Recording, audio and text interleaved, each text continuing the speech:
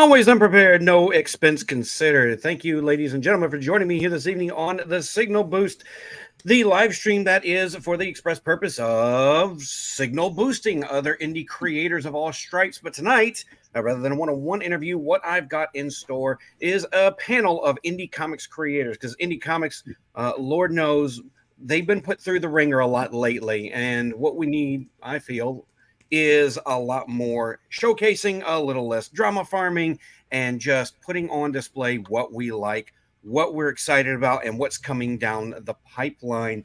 Real quick, before I get to introducing my guests, we are streaming live from my channel here on YouTube, also live on Rumble. If you guys can help us grow over on Rumble, head over to Rumble, leave us a like, a comment, something, anything to kind of help boost us up in that algorithm, because they're growing fast and I want to grow fast with them and try to help maintain a presence on there that's, not just politics, because that's the kind of thing that really helps a place grow, is when you got stuff that's just, not just politics, talking all the time. We're also streaming live on X for anyone who's interested in that. And we're also streaming live to other people's channels as well. If you're watching this on their channel, we're over here on mine. But real quick, before we get started, we're going to say hello to everyone in the chat, everyone who's here, because without the chat, guys, we don't got nothing. They're why we're here. We've got Devil Flyer Momentum. He's right there. There we go. Right there. He's in the chat and he's on the show. A little bit of a double dip there. How does he do Wrangler.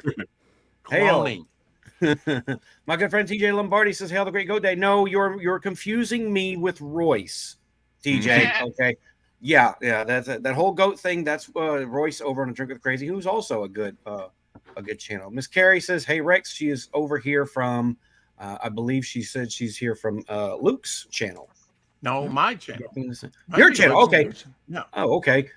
That's all coming over. Anyway, B.A. Turner, good to see you, sir. Animation Overload is here. Chris Longfellow, thank you for dropping in. We appreciate it. Tim Allen says, "Bring on the mead." I don't drink. I don't even have any coffee right now.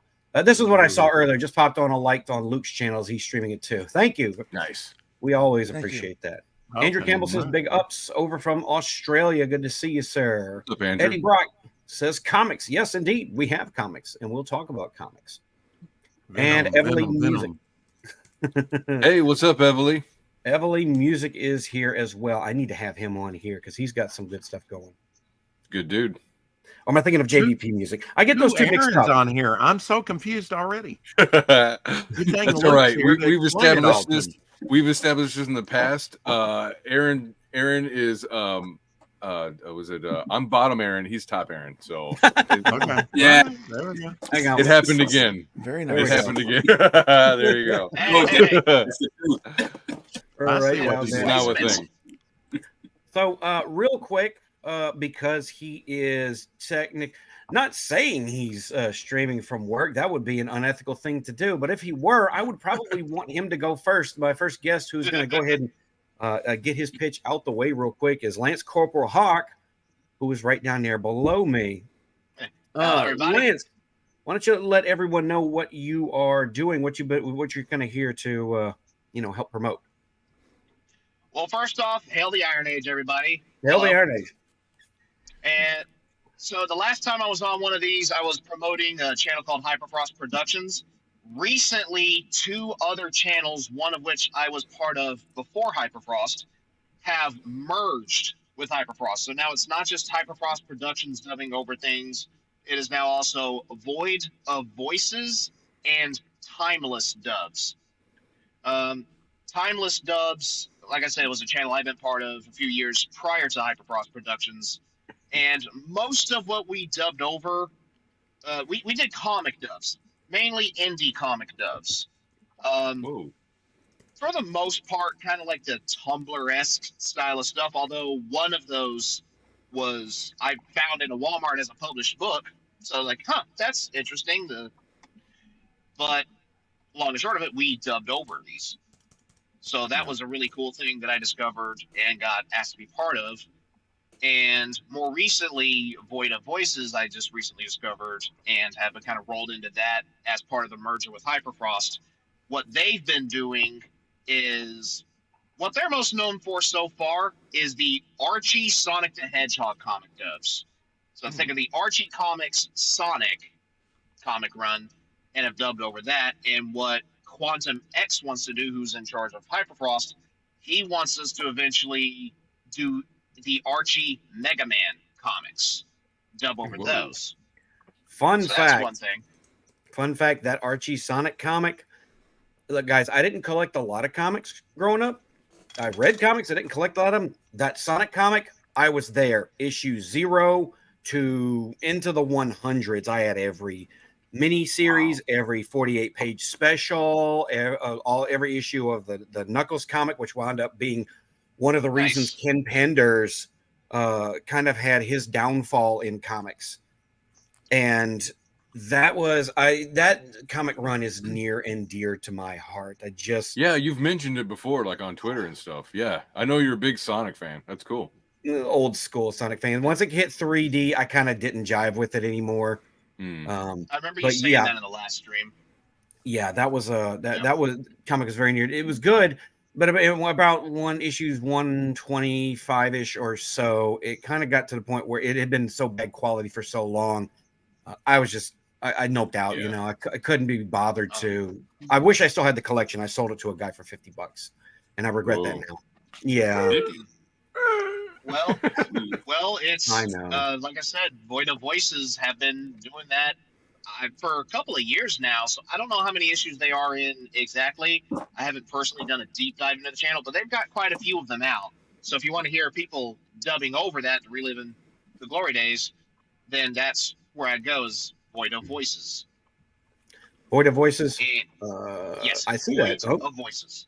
I see that. I'm going to put their link in the chat. Excuse me. All right. And the other channel... Go ahead. And the other channel, as I mentioned, was Timeless Dubs. And I've already mentioned some of what we've done over there.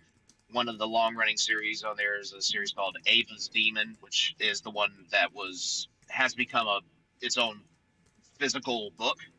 And some of the fan Undertale stuff is what they were more well known for before I joined up and even after. But we're hoping to expand now. And one of the things that I'm personally wanting to oversee, and I've kind of been given the go-ahead, I'm hoping we get to do it later this year. I want us to dub over one of the Shadow graphic novels. And that would be cool. Specifically, I want to start with the Shadow 1941, Hitler's Astrologer. I want to start with that. What? Yeah, because it was you remember in Razor Meets versus Comics, that was the only Marvel Shadow comic ever made? I'm pretty sure he said. Huh. And I just want to hear somebody say the line of "Beg Satan forgiveness that you'll find none this side of hell." Nice. Cool. Actually, let me see if I can do it. Let me see if I can do a Brett Morrison. Yeah, in character. Beg Satan forgiveness. You'll find none this side of hell. Nice. Most writers go a lifetime without ever coming up with a line that awesome. Oh yeah. Hell yeah. No kidding. Well, they're not giving it enough thought. Let it, just put it in the oven and let it simmer a minute, see if it works. If it spoils, you know it's right or not. Yeah. It's harder than you think, guys. Like I'm one of those writers that the harder I try to write something that sounds cool or is funny, the worse it gets. Relax your mind. Relax your mind. Get into a dream state. The mind killer. Relax your mind and let just think about things, and something will click. Yeah, that flow state. Yeah, exactly. We don't want to. Might get on a writing tear and write War and Peace in a day. Yeah.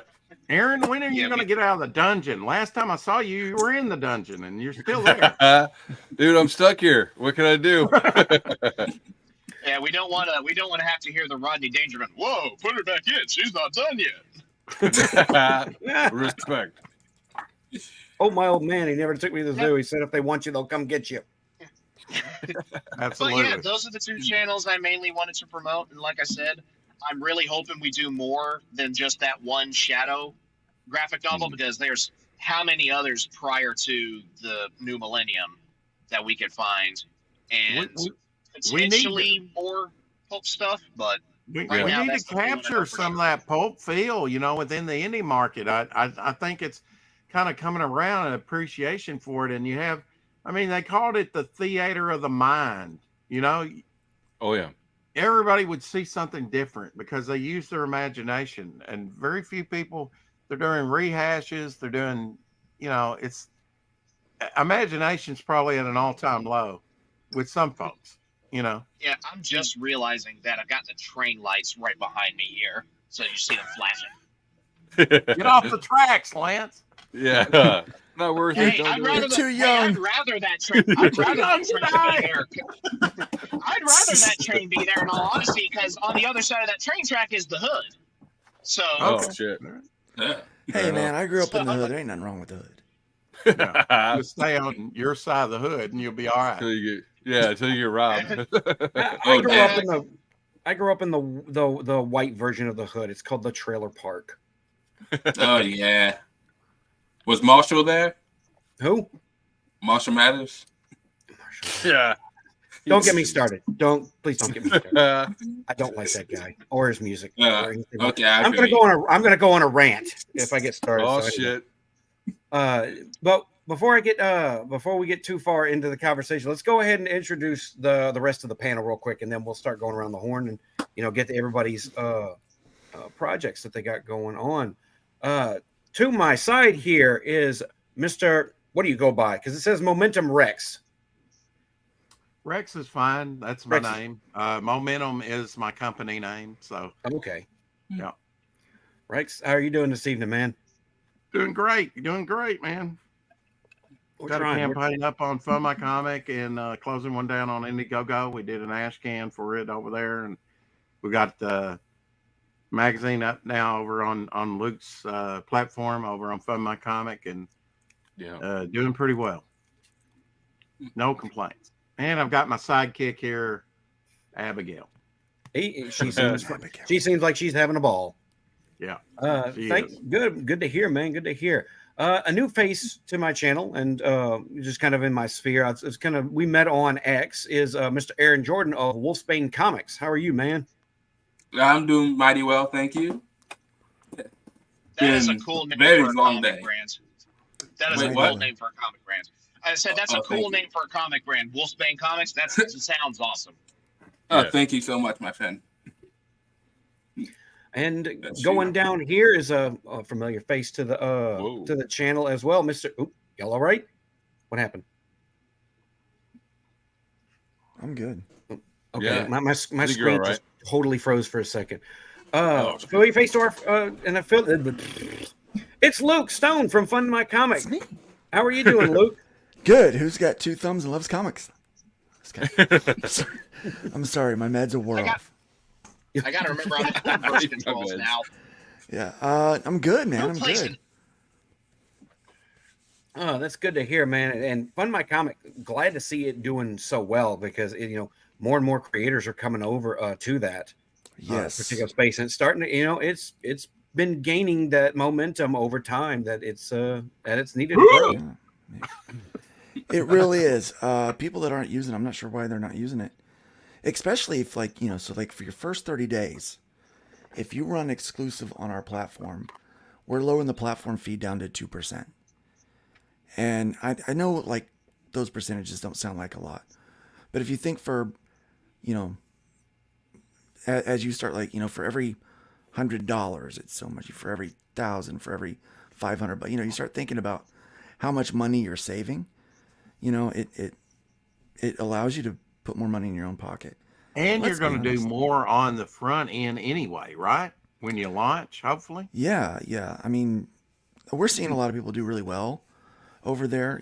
We're not saying don't try the other platforms, but we actually, so we all know that somewhere around November, crowdfunding slows down, and then we get into January, it starts to pick back up. February a little bit. March is a busy month. We're getting ready we've got so many campaigns launching next month. We've got several set up for May. We've got some big campaigns coming in March as well. I mean, some things that are going to do. They're going to do really well. So a lot of traffic starting to flood in now, and it's nice. It's nice. We're seeing it there. We're seeing people be able to kind of keep more of their own money and have the freedom to do what they want to do, and it's nice to be a part of it. And I'm here. I'm here to signal boost my own book tonight, though. Oh, because awesome, man! Because it hasn't been boosted for a minute. Drop the link in the Twitter in the private chat so that I can get to it. All you guys drop your links in the private chat so that I can get to them easy when it comes time to showcase them. But next on the list, somebody who's been a frequent contributor, a frequent guest, frequent friend is Mr. Bottom Aaron of Immortal Rising Comics. Bottom Aaron. Whoa. Well, we could do top Aaron, bottom Aaron. We could do black Aaron, white Aaron. Which one you want? Wow. Hey, I don't mind. I'll take both. It doesn't matter to me. I remember the first time That's your distinction. I remember the first time I saw Aaron on camera. Top Aaron. Let's see that book, like, John. Let's see that what? book. You're black? I remember that moment. Good time. Wasn't Belmont there? Yeah. I think my truck was about to die on me. Oh, I didn't have thanks it for that running, plug. I got one right here too. Yeah. There we go. Beautiful There we go. Yeah, nice. that's and I admittedly have dragged my ass on the indie comics that I've backed and supported in reading them and getting the reviews out. I've started to record reviews this week to drop in subsequent weeks. Probably drop about 2 a week. So this will probably be one of the first ones because I finally got around to reading this, man, and yeah, very impressive. Is very that Jose's artwork there? Thank you. Yes, that's Jose Garcia. Yes, yeah, and it is very nice. The lighting is making it look a little worse than it is, because my lighting sucks. No one does colors like Jose. I mean, Luna Vox is out of the box, And he'll be like, "Oh, I got to work on my colors." I was like, "Okay." I mean, if you think you could do better, go for it. Yeah. Jeez. Yeah. So, I hate to have to dip, but I do need to go ahead and get back to work before it becomes too long. Nice See meeting you, you, Lance. All right. Take care. It was a pleasure meeting you guys too, and I'll post the links to Void of Voices and Timeless Dubs in that chat whenever I get a chance to.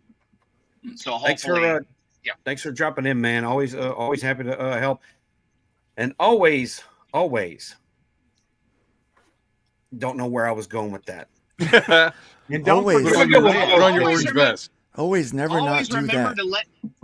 Always remember to let your truck run when you're doing this so that it doesn't start flashing off on you like it was just then. and don't forget your vest that you took off either. Yeah, be nice to your old shitbox, man. The nicer you are to them, the longer they run. Mm-hmm. Yeah, I believe it. It's true. I'll leave on a silly frame. Bye, guys. See you, Lance. The silliest. Man, I miss my old shitbox. I ain't gonna lie. That was the first vehicle I ever had. Was an '86 Chevy Silverado. My dad bought because he has a lot of mechanic skills. He bought it on the side of the road and fixed it up and painted it Smurf blue with a couple of stripes on it and gave it to me. And I was a little bit of a shithead, a teenager at the time. I was kind of like, I don't like this truck all that much.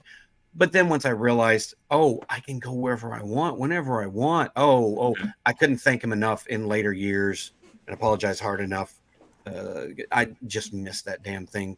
It was held together by faith, duct tape, and Bondo, but it did the job. Nice. So, some baling wire. I like it. Oh yeah, can't forget the baling wire. Indestructible. I love it. We're going to get started here. I'm going to share a screen. We're going to start with Mr. Rex with his campaign for that he's got going on currently. I can't talk and do things at the same time. Yeah, I can't hardly breathe, much less do anything else. I know. Man, I hear that accent. I got to know where you at. Jonesboro, Arkansas. That's northeast Arkansas. About an hour's drive out of from Memphis. Memphis. I thought that sounded a little close to a Tennessee accent. Mm-hmm.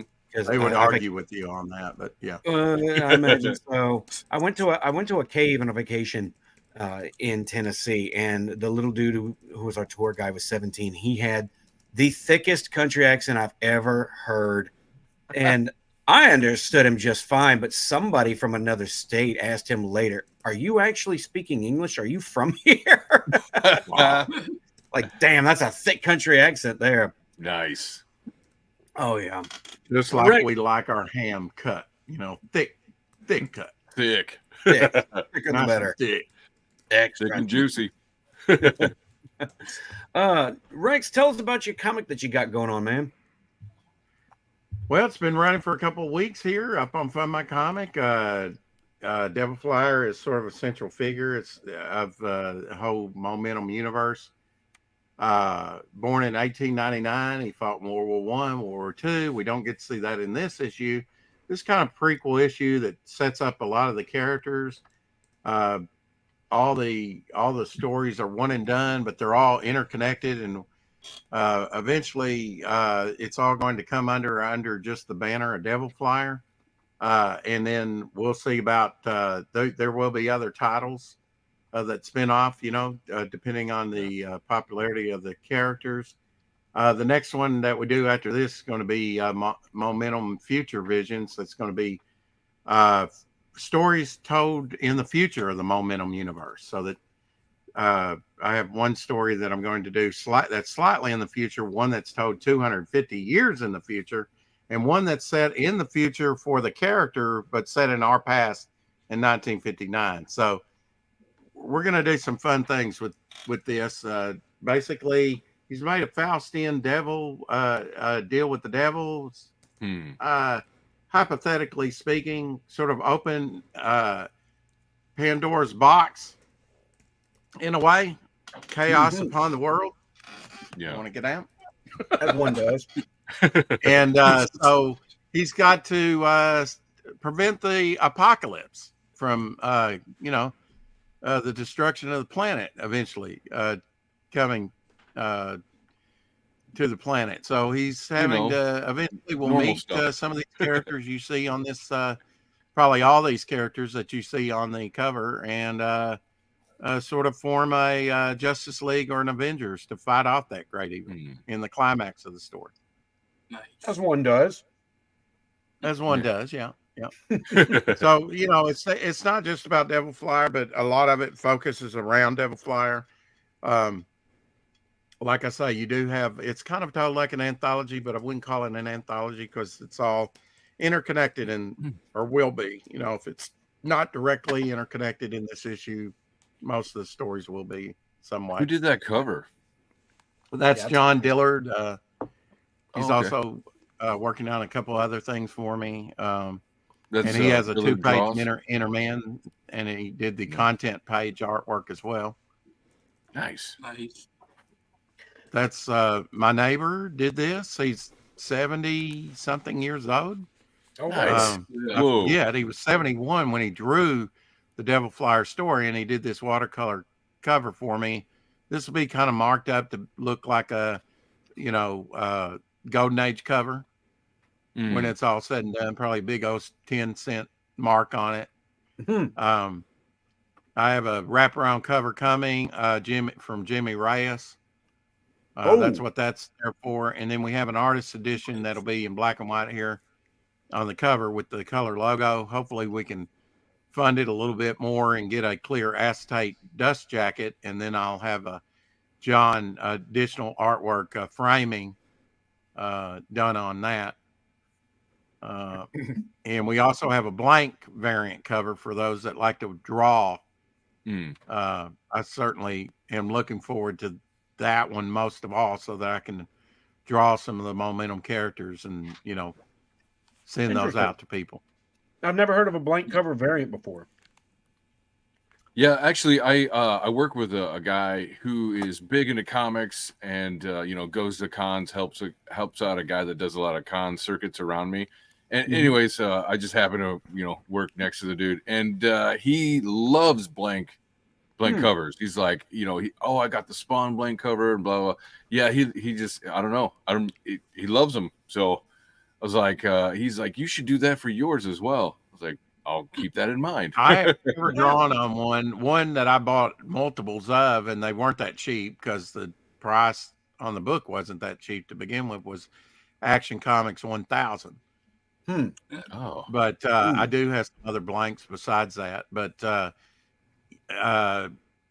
Shelby Robertson, who's an artist within the community, and Jason Bascom and Dan Plegel, they do a lot of blank variants, and so they know.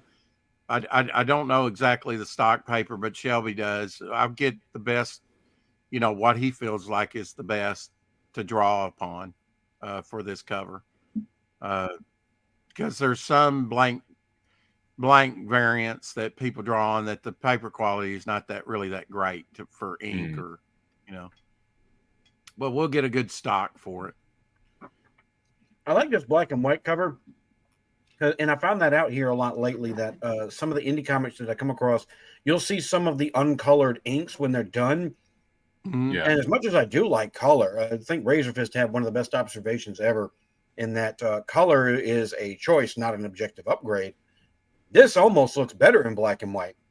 Yeah, this is going to be in black and white. There is a story called Gray Tales that you'll see down there that has some spot coloring, which the coloring helps tell the story, much like Schindler's List. The shoes. Yeah, in Schindler's List. It helps the arc of the story, so that will have some spot coloring in it. Most of it's going to be black and white, magazine size. John drew this a couple years ago, back in 2022.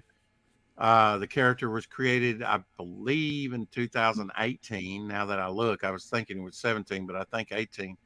And it took us about 8 months to actually get going on it because I kept pitching him other ideas, and he drew it to scale. He didn't want any printing problems, so he drew it the size of an actual comic book. So when I got a proof that was blown up to magazine size, I said, this is the size it needs to be. So, and he had 2 eye surgeries during this time when he was drawing it, one on the right eye and one on the left eye. So take that into mind when you look at the artwork. It's amazing. He's a great designer to have drawn it so small and yet get such a scale to the artwork when you know the story behind it. And the artist edition will kind of go into some of that. It'll have additional material that's not in the 48 pager, the hardback, the artist edition. Yeah. And we also have a John Dillard Devil Flyer standee and a 6 a.m. sticker that we're giving to everybody for free. If you did sign up, you'll get a full trading card for free. And we're almost to the stretch goal for another trading card done by John. This is Doc Blaylock here. This is another character, sort of my Swamp Thing or Man Thing called the Bog, Bogg. And really the story is more about the clown than it is about Bog. Bog's just kind of the conclusion to the story. Nice. This is, I'm not going to lie, this is a funny sequence of panels out of context. Yeah. It's like, what is going on? Yeah, I don't know the context, and that's what's making my imagination is filling out. I'm not expecting these 4 panels. Yeah, clown in a grave. I usually paste things out with my thumbnails, and give them to the artist, and then say, "Here, draw this." And that's I'm sure it makes sense. Yeah, and I usually write the dialogue afterwards. Actually, this is some more of Doc Blaylock's work, and in fact, I just got the original art in today, so some of this may go up for sale next week. On every Wednesday on my show, we're dropping new artwork and things, bookmarks done by me, or sketch cards, or we have a full variant coming out, which is I can share the artwork with you on that if you wish. Something John Dillard just completed, and he's working on another piece, the Bystander, which is kind of my Watcher type character. He's the guy in the fedora hat with the trench coat. He's kind of my Watcher cosmic character. And very cool. Russ Leach is also doing another thing for me. He's out of the UK, but I had John do this piece for me. Just let me. I really like that bottom middle. That looks great. Just the contrast is perfect. Yeah, that looks really sinister. He reminds me of, I know probably not a lot of people remember this. There was this new wave indie musician named Dr. Steele that came out way back in the late 2000s. And his whole shtick was that he was like an evil scientist, but he was a musician. And he looked like that.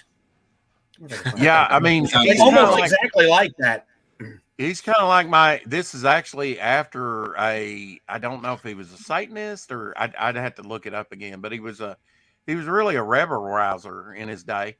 And he's called the director, and he's kind of like the head of Spectre is for James Bond. He's called the director, and he's part of a secret organization that the mobster that goes up against Devil Flyer in this first story in Chicago is trying to get in a little bit deeper with. And that connects it with the Inner Man story, which is John Dillard's drawing that. And then Doc Blaylock did Grave Tales, which are featured here. The Inner Man story is not even up here yet. Wow, yeah, that looks like it. I like it. That was one of his album covers. Huh. It was a great little piece too. Oh, that looks like H.G. Wells, a riff on H.G. Wells' War of the Worlds. That's what he actually looked like too. Yeah. Like he had a costume. He was in costume. He looked exactly like that. It's a good like mad scientist look though. I like it. Yeah, definitely. Got that Hugo Strange vibe. Yeah. Except for the I have that pulled up if you want to look at it.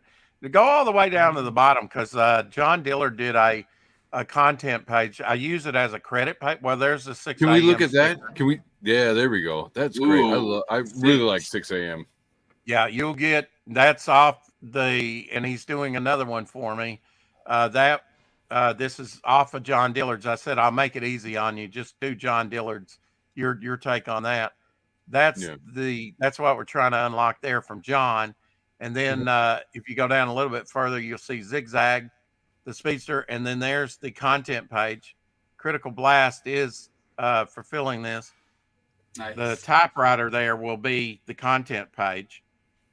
But for here, I used it as the credits. That's cool. And I also have another John piece here if you want to bring it up and share screen.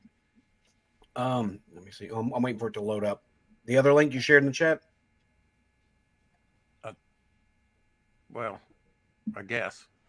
Wait. It's an image. It's the same. Where at?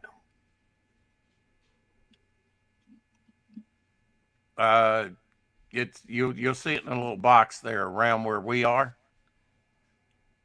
Oh, all the way down to the bottom? No, not on the campaign. I'm sharing an additional image that's not up on the campaign yet. Oh, okay. I'm sorry. I see it now. There we go. All right. So this will be added here pretty soon. This will be another type of Devil Flyer Dang. villain. Who did here. that? This is John Dillard as well. Okay. This will be part of the ultra limited variant cover on the back of it. So we'll have the black and white on artist edition on full, and then this is going to be on the back of the full cover. And it'll be exclusively first look at this character in his first sort of cover appearance, and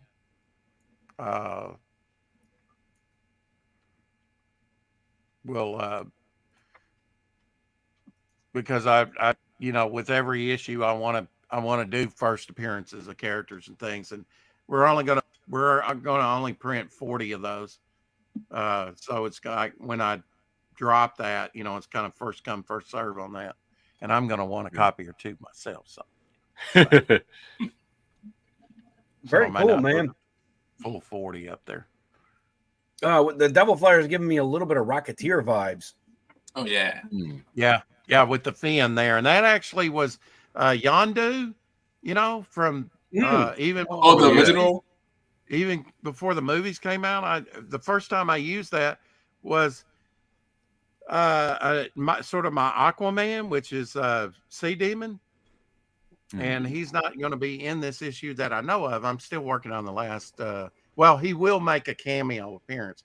There'll be a lot of cameo appearances in here, sort of in the bystander story, which is kind of give you an overview of things to come in the future. Some of that may be Devil Flyer's past.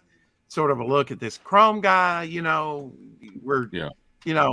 just want to get little caveats out there and show people that there's more to Momentum Comics than just one character, 2 or 5 or 8. There's a whole universe here, and it starts basically right here,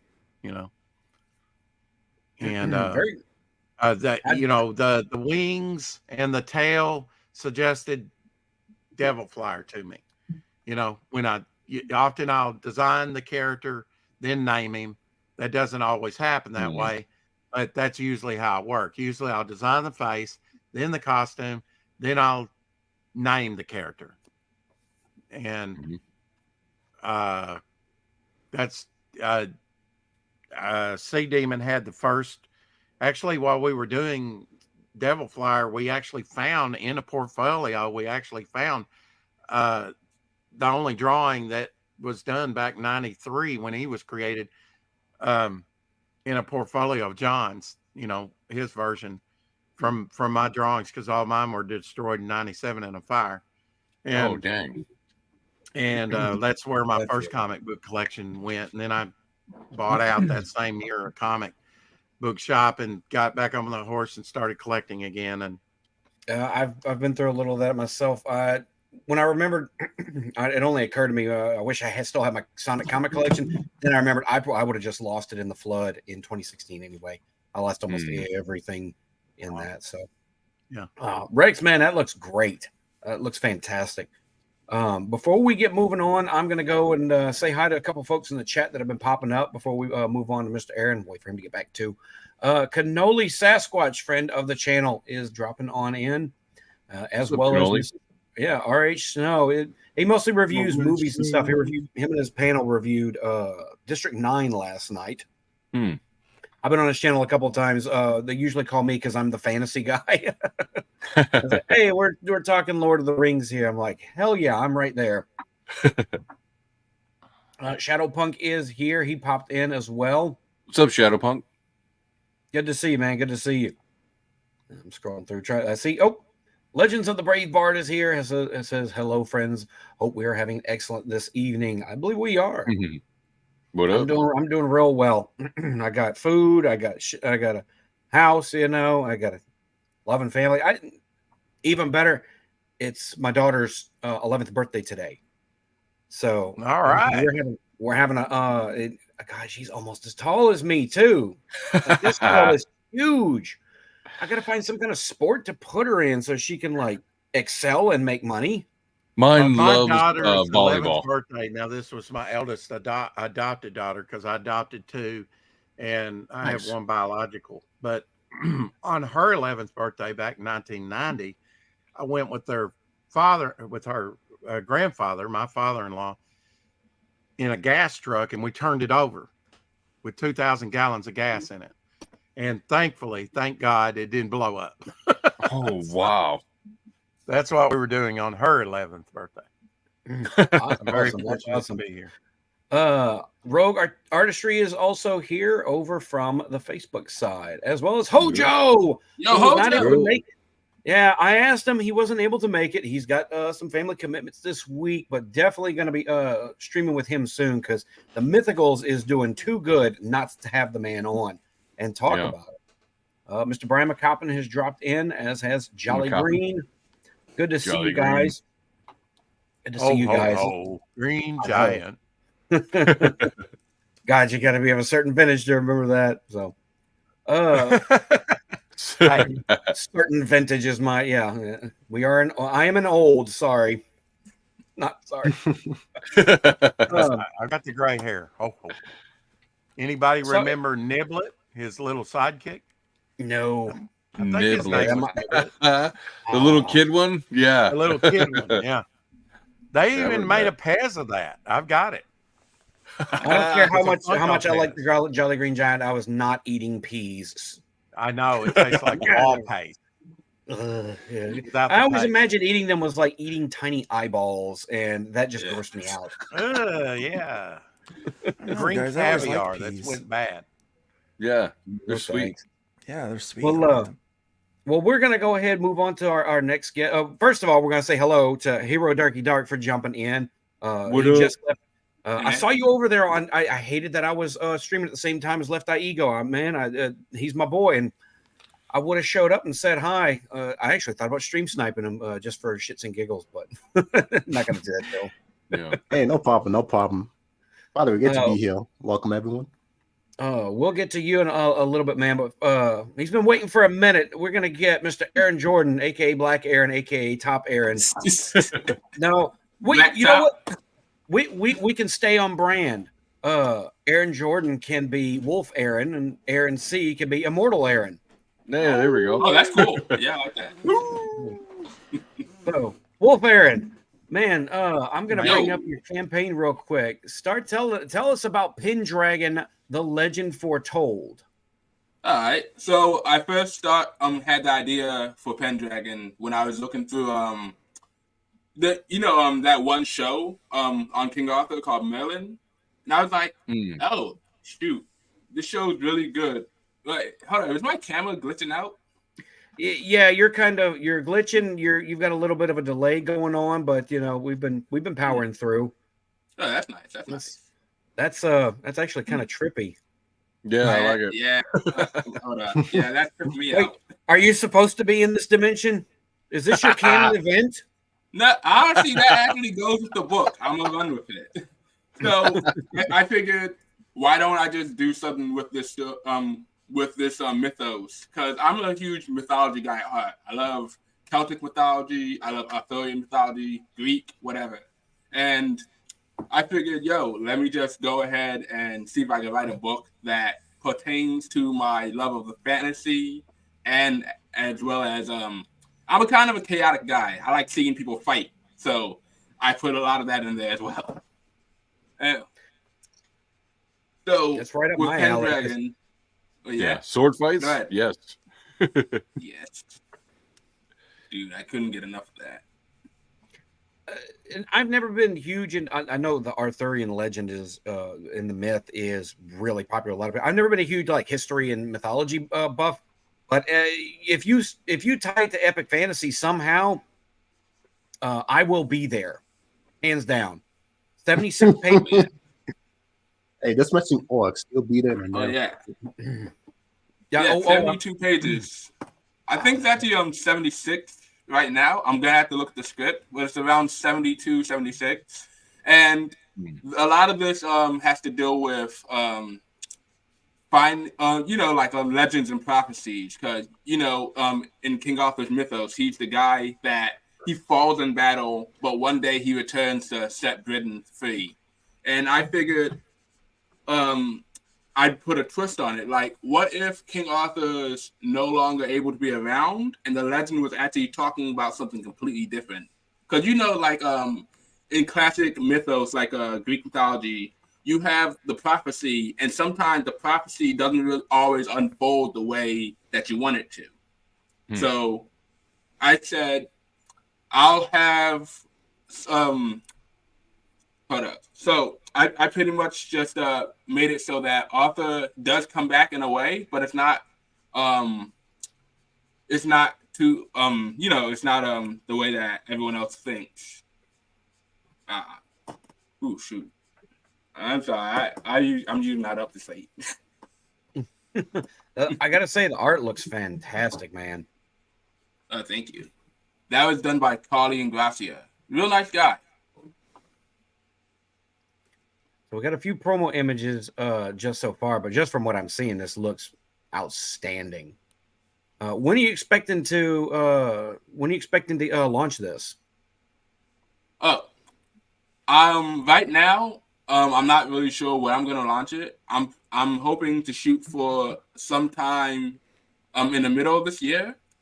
But right now, my main focus is making sure that the book is at least 80% complete. And so far, we're getting right to that goal. In terms of inks, we're around halfway there with at 40 pages. And next month, my colorist, my friend David Smelling is going to be coloring everything. Well, it looks good so far, man. I really dig the art. I dig the concept too. Even if I'm not as familiar with the Arthur legend as a lot of other people, but I think most people these days, most people think King Arthur. They think of the derisive line from Monty Python and the Holy Grail. Like it's impossible for nerds not to remember that line about but this does look good, man. And anybody else got any thoughts on this or questions? I mean, the art is gorgeous. It really is. It does. I want to see more of it. Quality, Amazing. doesn't it? Oh yeah, if you want to see more, I actually did put a link in the private chat. It's where all my promotional material for the book is. All right, let me see here.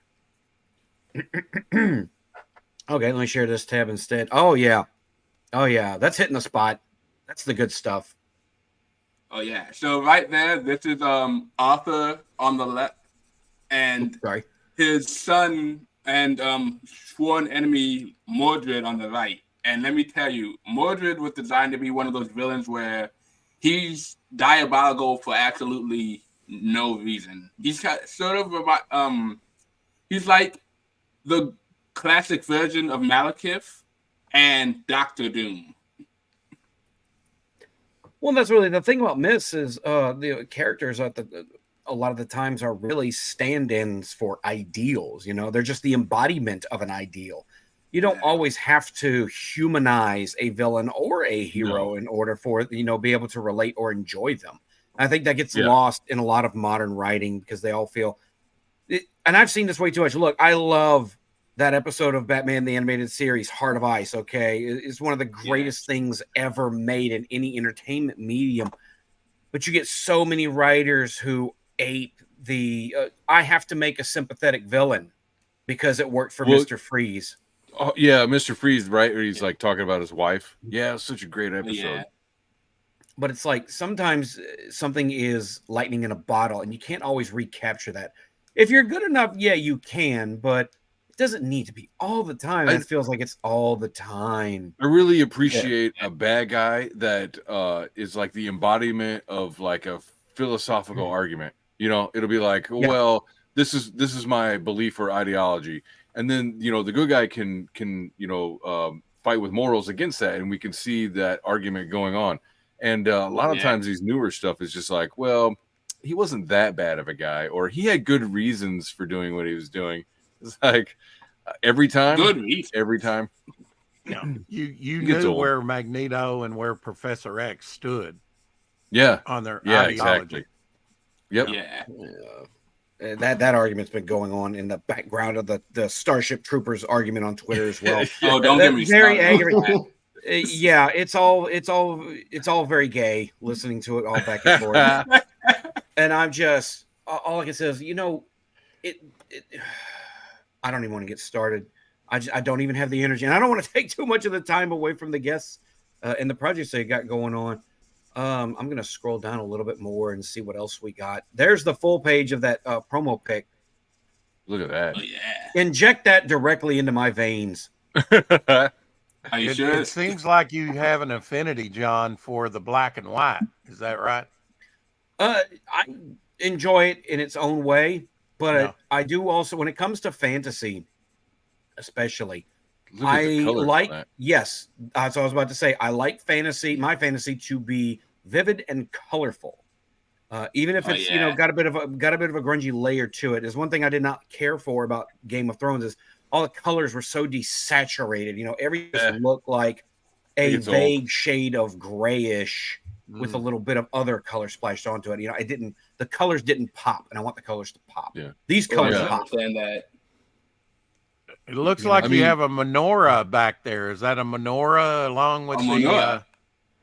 Oh, you're talking about the blue flag? No, that's actually, I forget which flag it is. Like right there in the kind of off to the right of the center there. Right at the center?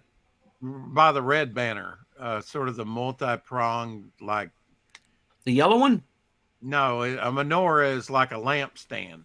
You know, a Jewish lampstand. I'm trying to figure out where it is. I don't think I see a menorah anywhere. It's probably not one then. If it's probably another flag that's darkly colored. Maybe they financed it. Who knows? Oh, there you go. Sorry, is that too spicy? I'm sorry. That's funny as hell, not gonna lie. So this is what I was talking about. So this is our main character, David Gracie. He's this rough he's like how would I describe him? God, I hate that. I don't know the word for it, but he's sort of this kid who's headstrong. There we go. And his whole story deals with having the prophecy and the legacy of King Arthur forced upon him, and reluctantly he does it in order to keep the people that he loves safe. But he's trying to find his own way to make the mantle his own instead of directly following Arthur's footsteps. And when I brought this on Twitter, I think one of the first responses I got to I was replying to Gene Gentry, and pretty much the whole thing was, "Oh, well, this is a mantle character, bro. I don't know what you're talking about." I was like, "No, he's different. You just gotta be." That's a really tricky subversion to kind of pull off too. It is when you the idea of taking somebody else's prophecy and it's kind of shifting it over to a different character. Some prophecy was something that one of my favorite authors, Sarah Douglas, played with in several of her books, and the idea of prophecy and what could it mean if it's not fulfilled, but also what could happen if it's read wrong and it's not quite interpreted well. That would delve into a little bit of spoiler territory, but it was still very good because she was a damn good author. Left Eye Ego, hello. I almost stream sniped you earlier, bro, just for shits and giggles when you had Hero Darky Dark on. Just because I thought it would be funny. This looks, oh God. Yes. I mean, look at that. Guys, sign up for this. Yeah, this does look really good. Yeah, that looks amazing. That's face in the grass kind of reminds me of Baron Windsor Smith. Yeah. There's like one in the other link I sent where like you actually get to see the ink for the magic and whatnot. And then there's this one page, it's like a whole library. It's like inside Mervin's cave. It's really good. Oh, cool. Is this going to be a series? Is this going to be a one and done? What is this? Oh, no. So because I like torturing myself, this is going to be it's going to be a real good project. It's going to be a sequential series, sort of like if I were to compare it to anything, it'd be like Fables and Indie Comics Saga. But the books, I've designed it to be at least 50 to 80 pages an issue. Dang, that's beefy. I'm glad you're doing that, beefy boy. It's all I can do 48. Yeah, that's I don't know how you guys do it. Yeah, I wish you all the luck, man. I'm probably going to sign up for this because I'm between checks at the moment.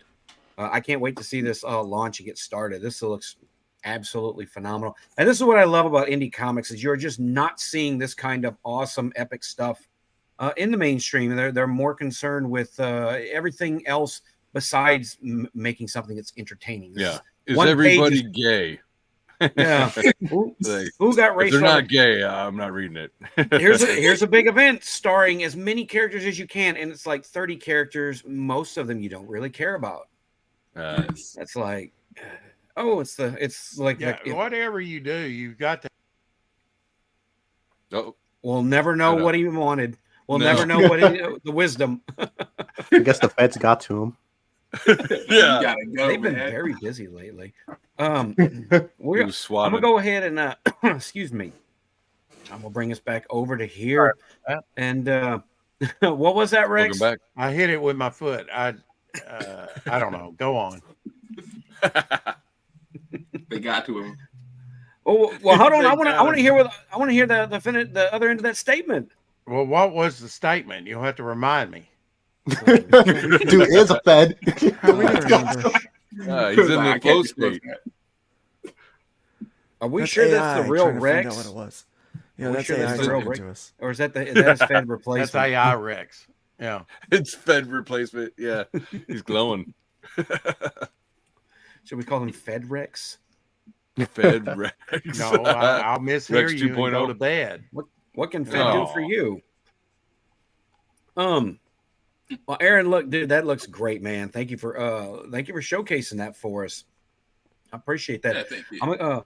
I want to go ahead and move on because we only got we've been at it for about an hour, and True. my hard limit's about 2 hours, especially these days. And I'm gonna go ahead and turn it over to our good friend, Mr. Luke Stone from Fund My Comic, man. What's up? Sir. Let me go ahead and Sir. let me go ahead and move around over here so I can see you guys. Yeah. I was just getting a That little a work pipe? done. No, it's my stylus. I'm Oh. working. I'm working. If Luke's in the chair, Luke's working. Yeah. Yeah, so things are going well.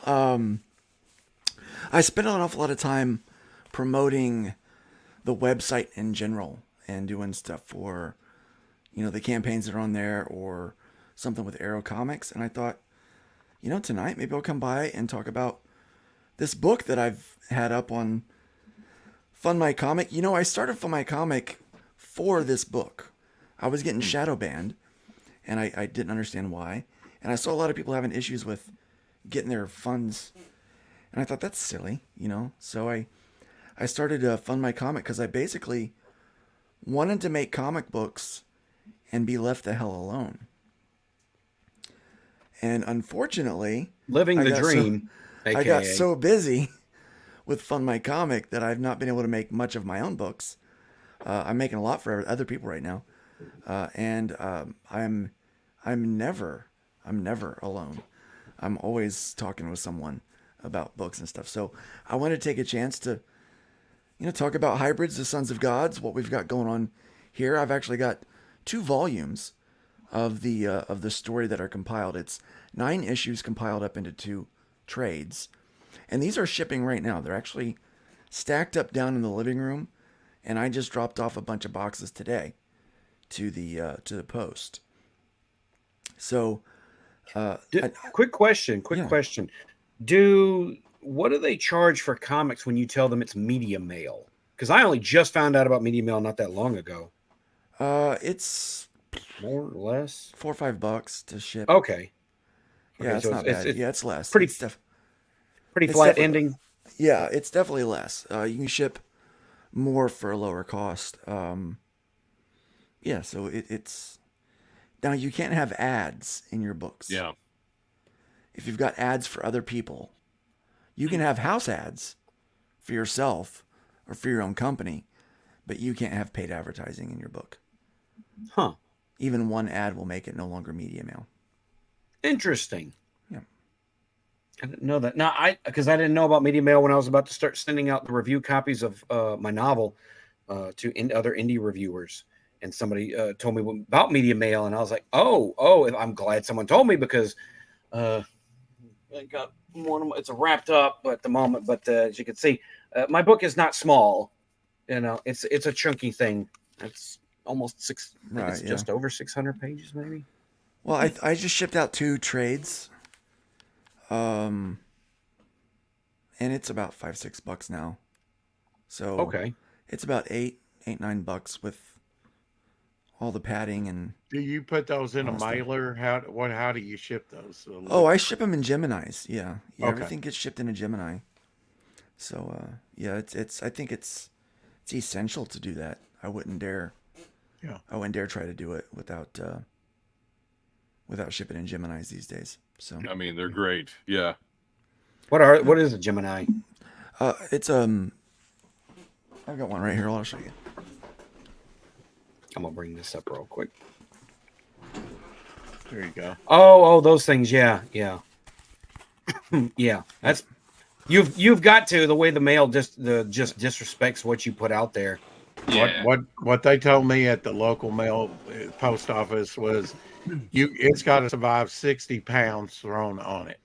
I've actually had one of them bent in half. Oh, And gosh. the only way to do that is like put your knee in it and like really like go at you it. mean to do it. Yeah, like it's not an accident. It's an act of malice. Somebody didn't like your comic. Somebody can I did show not. you? Luke also did Chrome Dog. I don't know if you can see that at all. I did Chrome Dog. Yeah, it's great. It's a really fun story. My kid likes it a lot. It turned out really good. I was really happy with how it ended up. So, there's a couple pages here. And again, Yeah, I think it came out especially real that well. last page. I Did think you the black get and white. Luke's cover? I got the Aaron Lopresti cover. So yeah. otherwise I'd show that one. I'd show off his. Well, come since on, you're you gotta named get that one. Aaron, we'll give you a pass. Thank you. I mean, it is Lopresti. That Lopresti cover is pretty awesome. Yeah, It's really nice. yeah, it's really nice. I'm glad that he was able to pick that up from him. Aaron's pretty busy. He doesn't normally do a lot of commissions, so it was pretty neat him being able to do that. But so I've been working on Chrome Dog. I'm working on something for R.J. Williams. We've got some stuff for A.C. Pritchard that's going to be in the Iron Age, the Anvil magazine. Yeah, AC. yeah, so I'm looking forward to that issue. I got a lot of stuff coming out, but I've actually started art on issue 10 of Hybrids, so I'm really looking forward to getting that going. I've got another book called Other Realms that it's a bunch of my short stories that I'm compiling together, but Hybrids is my baby, man. I started this a long time ago, and a guy named Adam Lawson calls it. He said that it was the X-Men he wanted to read, and I know that right now a lot of people are kind of, they're a little upset or maybe a little, They kind suck, of man. preloaded. They're preloaded right now with what they think X-Men 97 is going to be, right? The butt sex men. Right. So, I mean, they haven't. I don't think they've written a good X-Men story in a while, but this book has some kind of flares of that 1980s and 1990s Claremont era X-Men. It really has kind of this heart to it. Of course, it has superpowers and superheroes in it, but What answered my question right there. in this world, angels and demons are real, and there's this verse in Genesis that actually is echoed in a lot of other religious texts that talk about angels and humans having babies, right? And these creatures are called the Nephilim, and the offspring of the Nephilim actually inspired the Greek gods, and so these are kind of modern day. The DNA is waking up in these people, and they are developing godlike abilities. But what's interesting is within hours of this happening, someone is coming along and abducting them. And in the first 5 issues, we find out who and the why and the what and the where. And it ends with this massive rescue attempt for this guy his nickname is Rev, and to rescue his family. Now, not everyone in this universe is superpowered. Some people are just normal folks, but they still are a part of the story. They are able to do heroic things, right? You don't have to have superpowers to be a hero here. And then in the next 4 issues, it's been several months between the 2 arcs. And in this one, the team is a little more acquainted with their powers. They're more of a well-oiled machine. They're really laying some hurt on the bad guys. In the process, they find out that really what's going on is a lot worse than what they thought. The veins of evil run deeper, and they think that they are going to put together the shards of a fabled weapon that could kill a demon. But what they don't realize is they're actually on a deadly scavenger hunt that's going to lead to their own demise. So the second arc is actually called The Killing Field, and we deliver. So that one ends in 4 issues. It's a pretty powerful ending on that one. Not gonna lie, pretty powerful ending on that one. But we pick right back up from there on issue 10. And like I said, I'm working on issue 10 now. Should be delivering issue 10 in April or May. That's the plan. We're doing a lot of work right now with Arrow Comics. We're looking at some additional distribution for the entire Arrow catalog. Hybrids being one of those books. So we're kind of looking forward to that. And if you do like Chrome Dog, if one of you out there picked up Chrome Dog, You haven't picked up Hybrid yet. You liked Chrome Dog. The same artist team is on this book. So I did the art. Patrick did the colors. Patrick Gambit did the colors. And the only thing that changed is some of the books are lettered by Eric Weathers, and some of them are lettered by me, and then some are lettered by one other person. So, but you can't tell the difference. It's all Gucci. Nice. It's all gravy, baby. It looks great. I do love. I always like same thing with superheroes. I love having superhero stuff. You know, the colors pop. The line art looks great. You know, this is the kind of superheroes comic art that I dig. When I used to, read a lot of different comics at Barnes and Noble as a teen, every now and then you'd find guys who have that kind of painted almost. Usually it was in more horror-like stories, but it never translated very well to superhero stuff for me. You guys know what I'm talking about? Where it looks kind of more painted and abstract at times. I prefer it, if it makes sense, I prefer it to look more cartoonish, like this. This looks fantastic to me. Yeah, I like to do a little more stylized. I've never really been too much into the realism. I really wanted to establish my own style. Yeah. I really kind of got doing the comic book thing seriously in 2015, 2016. Prior to that, I'd drawn a couple of books. I was still trying to find my kind of my signature, if you will, with art. And I just couldn't find it. And then when I kind of started doing it more seriously, I went through some phases where I was really trying to figure out, do I want to really try to do really cartoony or really like serious comic booky? Do I want to do more 90s style? And I kind of settled because I really liked a lot of the animated stuff, and I really liked, more of the 80s style comic books. Loved George Perez, loved Mike Zeck, and thought, and loved Jack Kirby. What if I just slammed all those together and tried to find my own kind of signature style inside of that? And so that's kind of what I did. I've tried to do that. I used to make faces like really normal. And then one day I just started making the chins bigger. And I'm like, I kind of like doing that. It's kind of just feels natural to me. So you'll notice like on the guys, they have pronounced chins, but the girls, they don't. It's a little different, Crimson chin. I love drawing boobs too. Like, I'm not going to lie. I know a lot of people are like, that's like, well, that's so sexist. Where are her organs? It's like, I mean, I don't know. I like boobs. They're fun to draw. It's, it's like the boobs and the curves. It's like drawing a dude. You don't want to draw like skinny Steve Rogers. You want to draw big, massive, strong Steve Rogers, right? I mean, it's, like Trash Man's fun to draw with all those muscles and stuff. It just makes it fun. And but yeah, I try to be real loose, and I try not to over render, because when I first started doing this series, I was really learning digital art and how to draw on a tablet. And I do colors, but I'm not great at it. I'm never really truly happy with my colors on my art, if that makes sense. I can be super happy with my colors on someone else's art all day, but not my own. For some reason, I just hate it. So I went looking for a colorist for this book, and I went through, and I paid for a single page from about, I think, 13 or 14 different colorists.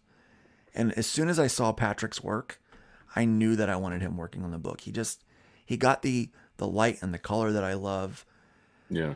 I was doing the whole pink and blue thing way before the bisexual lighting thing was a thing, so, but I just love that aesthetic, and he got the highlights and the shading and he made things pop and made them vibrant. And that's what I wanted. I wanted a book that was, very vibrant. Now I'm doing other stuff that's really dark and gritty, a lot of rendering. But whenever I'm working with Patrick, I try to loosen it up a little bit so he can he can really shine. I think he and I work well together. He and I are working on a book together called Terminal Kill that we are 171 pages in right now. Whoa. Soon to be, that's a lot. Yeah, soon to be 100 and soon to be 200. I'll be finishing up 8 more pages this week. Oh, wow. Dang. So, yeah. What's that going to go into? It is someone else's property. Oh. And it's crowdfunding right now on Fund My Comic as well. It funded over on Kickstarter because they're kind of in charge of the project. So they decided to run it over there first. We really haven't promoted it on Fund My Comic. I've been too busy drawing it, and he's a film director, so he's been going to film festivals and been really busy with work. So we haven't really had a chance to promote it, but it made 10K over on Kickstarter, which is pretty cool. So it's my second book that's broke the magical 10K. Kind of nice. Kind of and place, yeah. Yeah, and this has a tabletop RPG that's associated with it as well. Yeah, so we have the quick play that's there right now. I'm still in the process of finishing up the quick play manual. It was supposed to be done last year. I'm really behind on it, and I feel terrible about that.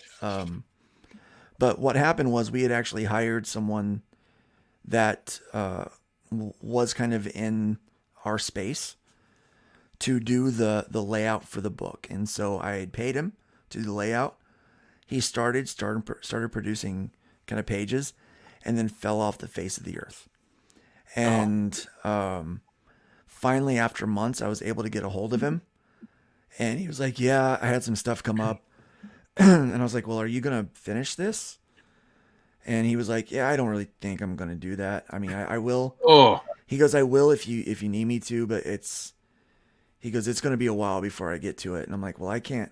He pulled the Gandalf on you. I'm sorry. Yeah. I was delayed. Yeah. And I paid the guy for half the work already, and it wasn't cheap. Oh.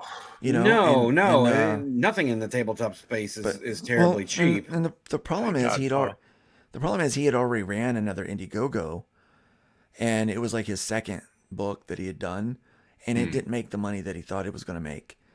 So he hasn't fulfilled on that either, and he's not going to. And then he's like, because there's a lot of these guys in the Comicsgate space, and he was like, yeah, I'm not even into that anymore. So yeah, I don't really want anything to do with it. And I'm like, dude, that has nothing to do with me. Finish my stuff, right? So anyway, I had to take over doing it. When I said take over, I had to start from scratch. And so I had to learn how to do InDesign, because the only thing I know how to use InDesign for is setting up print files for comic books. I know how to import all my stuff, but here I'm like trying to put lettering around artwork. And so I've been in the process of building out the last of the power graphics of the powers, and then all the graphics that I'm working on right now for for what they call a bestiary or whatever they call it. Yeah. All the NPC items that you can use and bad guys you can use and all that kind of stuff. So I'm working on that. But by the time it ships to the people that pre-ordered it, it's going to be a magnificent piece of work. And I'm going to be so hella proud of it that I'm probably going to sleep with it for a few weeks. Like, it's just going to be with me on my pillow. I'm going to love it. It's like, oh, just smell it, rub it. Yeah, snuggle it. Oh, no. Snuggle. Just Real snuggle. Corinthian. Yeah. It feels like that when you get done with the big projects, right? Because it's like, and when it's done, it feels like, the whole time you're making something, especially like this, or your comics, admittedly, shorter than a 600-page novel, but feels like you're chasing a dog chasing a car, and then you catch it, and you're just like, what do I do now? There are days when I would rather write a 600-page novel than draw a 32-page comic. It just takes so long to draw these things. I can imagine so, man. And see that in kind of thinking ahead, because I'm wanting to do a comic as well.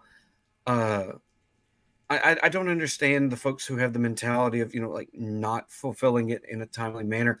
I would have anxiety the entire time I had someone's money and was not able to give them something in return. Right. I only have to fulfill about 15 of these books because the pre-order did not go well for the game, right? Right. So people bought the trades, but they didn't buy the game. And it's because I didn't know how to market it. Like at that time, I wasn't as connected with the gaming community as I am now. So, I'll wind up re-releasing the book sometime this year or next year. But for now, we're going to get these 15 copies out and then we're going to go. But I still sometimes wake up in the middle of the night hyperventilating. I'm like, I got to get those 15 books out. I'm like, I got to get this done, and so I can't sleep. So I'll come and I'll work a little bit on it. And I'm like, all right, okay, I can't stay up all night. Yeah. So you get anxiety about it because you want to deliver, right? Yeah. So everybody's already been shipped out all of the other stuff that they've ordered that I can deliver on, except for that book. So except for the game manual stuff, and that's coming out. When that comes out, that'll be a fun few weeks for me shipping that stuff out to people. But oh yeah, well, sounds good, man. And I did get that review copy for the tabletop game that you sent me. Yeah, I gotta coordinate with a couple of the players because my home game kind of fell apart late last year over the fact that I was working a lot of Fridays. And a couple of them were just kind of decided, we're going to find a home game that's a little more consistent. Because I was the DM, right? They couldn't do it without me. Of course. And it was such an insane amount of work. It's so much fun, but it's so much work when you're the DM. So, I'd have to have the chance to, study a little and maybe call my, and one of my players is my son. He just started trade school this week. Yeah. But he has a Fridays off. We tried to design that quick play to where you could literally just read it over, like if you're DMing, spend an hour with it and then just have people show up and they learn the game on the fly. It's like a tutorial level for a video game is what it is. Nick Tockard, the guy who designed the game engine and wrote that manual, is so good. He did such a good job at it. Yeah. That's cool. Yeah. Hey, if you ever want to test play it, let me know. I'm totally down. Right. I game all the time, so if I got a free day, I'm in. Yeah, my table's pretty small, but I'm more than willing to say, sit a couple guys down and say, hey, let's give this a try. We can kind of give our own, thoughts on what we think of it for like a potential review in the future. Yeah. Happy to do that because D&D, fun as it can be, and Starfinder, which I got behind me. Fun as those games are, they can get a little extensive. So something that's a little easier to prop up and put together can always work. Yeah, the point of our game engine is fun and storytelling. So there is the rule of cool in our books. So the rule of cool is always a thing. I mean, why do it if it's not going to be fun and cool, right? Right. I mean, right. This is where I end up falling into conflict with. There's a lot of fights in the tabletop space, especially some of the guys who are, trying to promote stuff that kind of fell out of fashion. Things like one timing and exhaustive inventory management and just that's all well and great if you've got all the time in the world. Some of us don't have all the time in the world, and if I have 2 or 3 hours a week to play a game, I don't want to use that time playing Tetris with my imaginary inventory. Right? Yeah. That's I'm not an accountant. Like I'm not here to. I'm sure that's fun to someone who's meticulous, but let's face it. When it came to Fallout 3, if we're playing on PC, everybody got the mod that didn't let you be over encumbered. I don't care that you basically got a Walmart strapped to your back.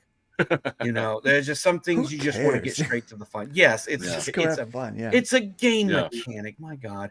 Yeah. Anyway, Luke, looks wonderful. Thank you, man. I very much appreciate that. Thanks for having me on. I think I'm gonna have to drop out because it's a little late here, and So I do thank you for letting me come on, and guys, thanks for allowing me so much time to talk about my problem book. at all, man. It. Happy to have you here. Check out Fund My Comic. Go over there and check out support Aaron. Yes, his book. I was like, wait, there's a lot of Aaron's here. Check out support Rex. Aaron. Support Rex. I am Aaron the White. Rex is on there too. Sign up for Black Aaron's book. Finally, I'm a success. I'm on Fund My Comic. And Darky Dark. I'm not talking about Black Aaron. I'm the other guy, Darky Dark. Wow. I don't want anyone to cancel me for saying some racist crap. Kill me That's now. I allow it. That's funny. The other guy, yeah, Aaron's like, I allow it. It's okay. Yeah, the black guy says it's cool. It's fine. Punch down, man. It's Punch not. down. It's not okay. I mean, you got two. Not of them, okay. so. And Darky Dark, never met you, buddy, but I'll be listening. I'll be listening when I head up there. Yeah, it was me meeting you, even though we technically never talked. But yeah. Yeah. Hello, goodbye. I must be going. See you guys. Take care, man. Later, See you, bro. Luke. Good to see you. All right. Going to the Don't chat real leave quick. doing a hand gesture like that. It's not a good look, Luke. Clip Godful it. Universes, what's up? Hello. Metal Movies and Brewskis. That's a new name Hey, to man. me. Mort Borg is a dog? pretty brutal tabletop. I've heard about Mort Borg a couple times before. Granted, I was not a tabletop player when D&D was in its prime. Because I was very poor, and 2, I wouldn't know where to have bought it, and 3, I didn't even get tabletop gaming until not that long ago. Sure. But I do enjoy it. And my good friend, the Lord Otter, Mhm. a fellow indie author of the Iron Age, says, "Hail, friends. I just want to say you guys rock. God effing speed, and God bless." Thank you, sir. Yeah, God Same bless. to you. Mhm. All right. So we're going to jump on over to Mr. Aaron C. of Yeah, Immortal Rising I've been waiting the Comics. whole show. Immortal Rising. Oh, There awesome. is a reason he's in the dungeon, folks. Yeah. It's Just true. saying. I've been a bad boy. Bad boy, Oh, bad no. creator. You stop that now. Was it your I'm thinking- crime? hey, first of all, thanks for backing. I really appreciate it. Yeah. In case anybody can hear this, listen to that thick paper. Oh yeah. And I don't know if you can see. Here's some of the internal art. I mean, we're talking about rich colors. Yeah. Yes. Now, did Love it. Jose. okay? So it's all Jose, the guts and the cover. Yes, sir. Thankfully, he's my go-to on Immortal Rising. So, and actually, I'm here partially not just to push issue 1, which is on Fund My Comic, and you can go to my Twitter, and I have it posted on my bio. Anyways, but I also have Immortal Rising number 2 sign-up page is live today.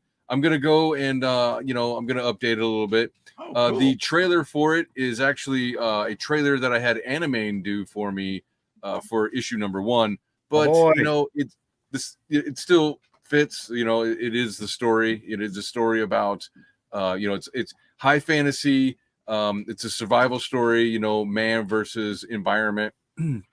But there's a lot more to it because it's 2 stories, in one, where you see it's kind of like Clash of the Titans, where you see the gods on Mount Olympus and you see them like their politics and the things that happen for them. And then you also see how it translates to the guys on the ground, the first level characters compared to, the God level characters. And you get to see how they get swept up in this war of the gods. So, and this is part 2 to that. Too. That sounds cool. Yeah, awesome. Thank you. Yeah, and so this one is part 2 of The Calling. It's the first arc of the series, and in this one, well, I should say in the first one, we get introduced to quickly to the main party and the circumstances that they're thrust into, and then in part 2. We kind of slow down a little bit. We get to kind of absorb some of the stuff that we learned in the first issue, and we get to see the planet Terra, where the battle is taking place. We get to see like what's some daily life like, and then we Some get to character see building, right? Yeah. We get some good character building in this one. We're introduced to a new character. He's the wizard of the group. And we get to see how he starts off and how he meets the group as well and what brings them together. And not only that, but we see the characters kind of the main character, Drake Hardy, kind of dealing with the events of the first issue, and them coming to terms with what the hell is going on. So because all of it's kind of like a fastball coming at the characters as well. They are thrust into this crazy world, the war on another world. So there's a lot to come to grips with. But in part 2, we kind of suss it out a little bit more, and we get to see the bad guys in action a little bit. As you can see that's the clip of the cover. There's a bit of a fire that goes on.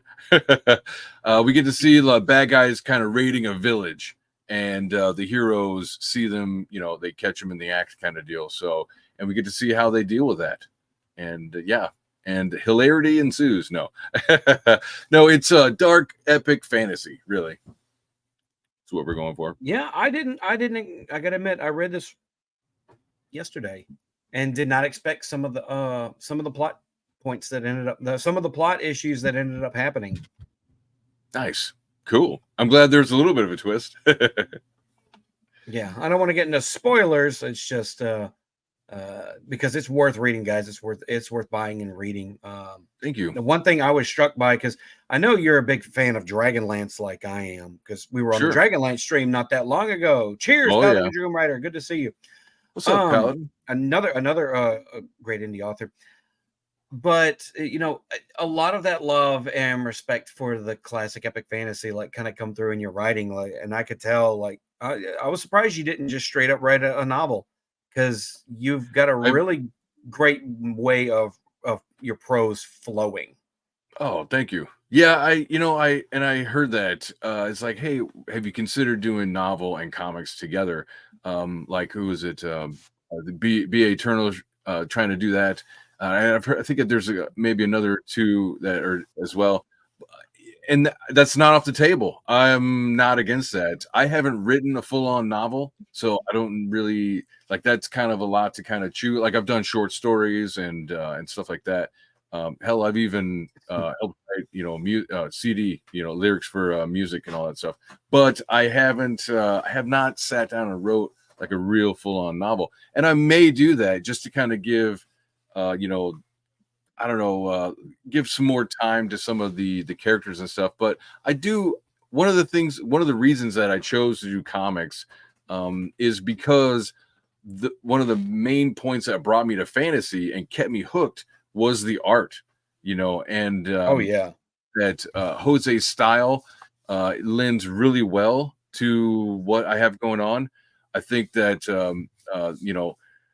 the way we met was kind of a little happenstance, and it works out super well. Here, let me show you a little bit. So there's the cover, and it works really well. And I think that as we go, like issue 2, man, you think some of the, I heard some of the art, oh my God, look at some of the pages in this. I will say that in issue 2. I'm challenged with pushing Jose to do something really cool. I've got to come up with a way or a panel or a page that people are going to be like, what? Because he has that kind of art style where it's just so unique. There's already a couple of splash pages in the book that are like that. You just kind of taking a step back, like, this is epic looking, and I just love it. Look at that. Oh yeah. Over here. Look at that. Right. That looks amazing. Kicking ass. This is one of my favorites right here. Is this? I want to put this on a shirt.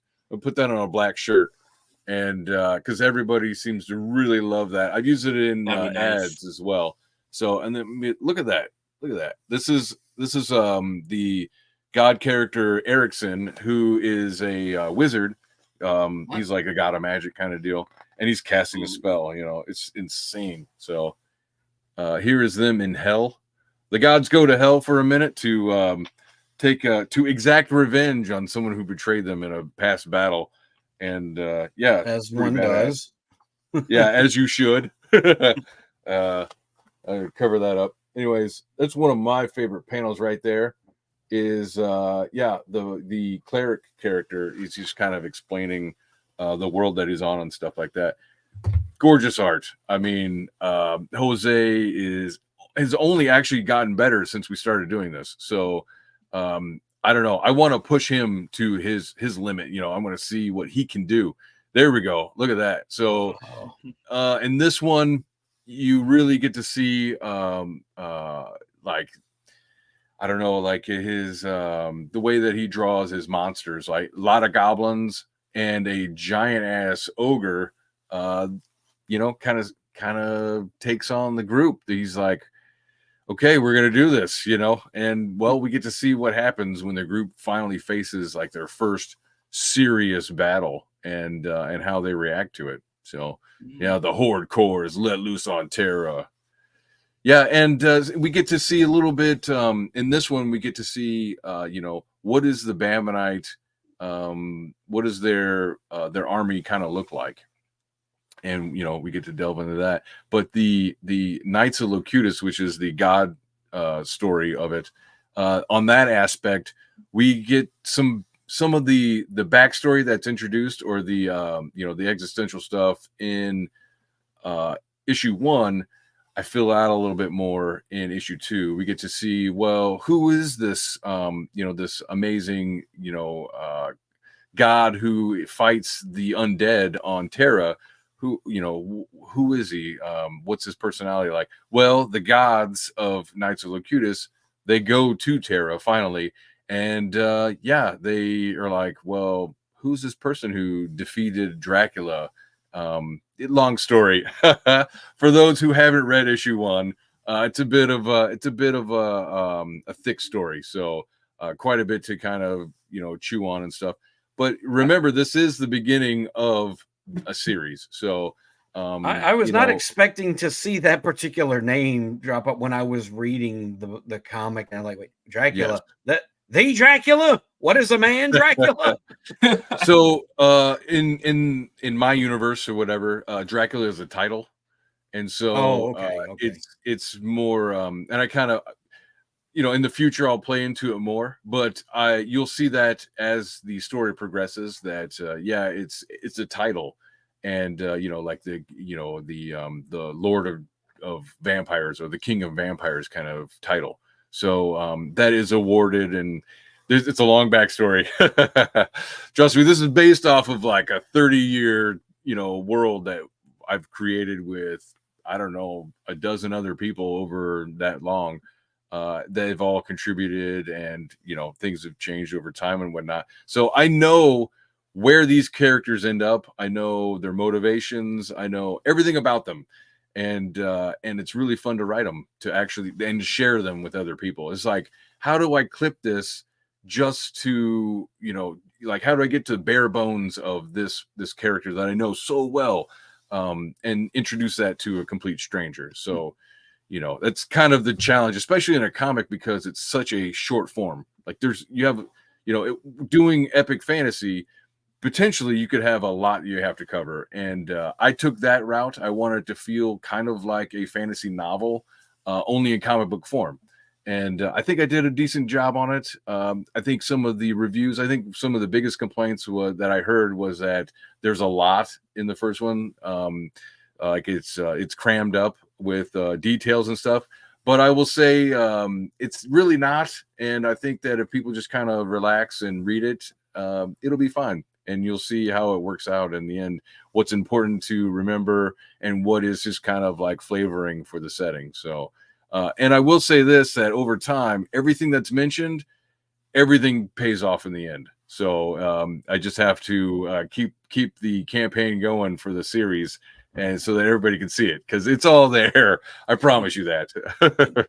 That's the thing about fantasy, especially when you're setting up and establishing a universe, is you've got to get all the establishing stuff out of the way in order to really kind of get to the story. This is why a lot of it's well suited to a novel format. I mean, and even then, you know, not everybody has it right. I get mixed opinions on my prologue and some of the early chapters in my book, but there was so much to set up and so much to pay off at the end of the book that, looking back on it, you know, I don't know where I could possibly have cut anything else to make it move quicker. I would have ended up sacrificing too much in the story, and you would have had events happening later in the book that would have made sense if they didn't have that proper setup. It is what it is. We move on, we learn, we grow, and all that. Well, so for me, when I did issue 1, I didn't shy away from naming things or including things that may not matter now, but will pay off later. Like it'll make sense at the very latest in issue 3. Most things will finally come to completion. So and that's just kind of the way that I did it, and I'm hoping that it'll be enough answered, but yet still a couple of questions to people who come back for issue 4, and really kind of expand on it that way. So let me see. I want to share something with you. Can I share real quick some art from it? Because issue 2 is done. We're doing I'd say it's Jose went back, like his art is improved since it was originally done, and so he's gone back and he's editing all the stuff, updating it all, and so I have a bunch of those pages without the dialogue. So if you don't mind, I'd love to share some of it. Oh yes, indeed. So this is the cover, and we'll this is without all the extra issue 2 kind of stuff and the copyright or whatever. So just kind of flip through. We get to see just kind of normal life and what it's like for the average citizen. And then we slowly, it breaks into, I don't say slowly, but you get to see in issue 1, they're like, oh, we're gonna invade this planet, and that's what we get to see in this one is the actual invasion of the planet. I don't want to skip through too much. Give too much away. So you will. That's a great preview. I just want you guys to see the art. The art is great. Great. This is actually the new character. His name is Onai Miller, and he is the wizard of the group going forward. But this is his introduction. So. And he actually lives, for those who read issue 1, he actually lives on the planet that all the attention is going to. And we get to see a little bit of what that planet's like through his eyes. And and a little bit of his personality. He's not exactly the big, brave, bold type. So, anyways. He's the glass cannon. Not to spoil too much. Yeah, a little bit of a glass cannon, yeah. That was something I did in my fantasy setting, was to make sure that the mages, they could do powerful things, but they're nerfed a little bit compared to other settings. And if they don't have the right conditions, they can't perform their magic. So yeah, exactly. And that was very, very intentional on my part.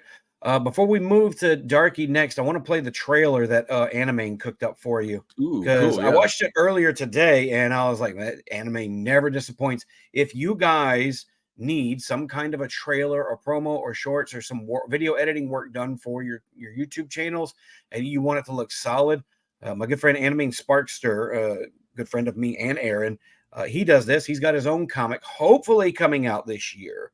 And I'm going to be excited for that. I can't back that hard enough. So let me. I need shorts.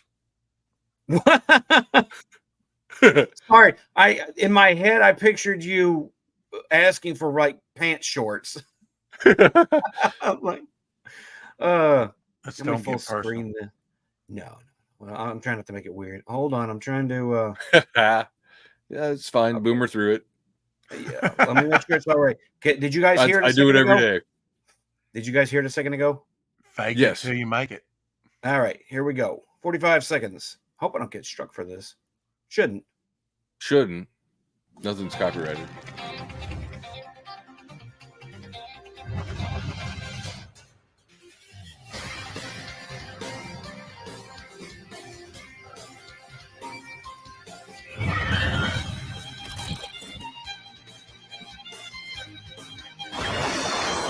That looks better than Madam Web. Who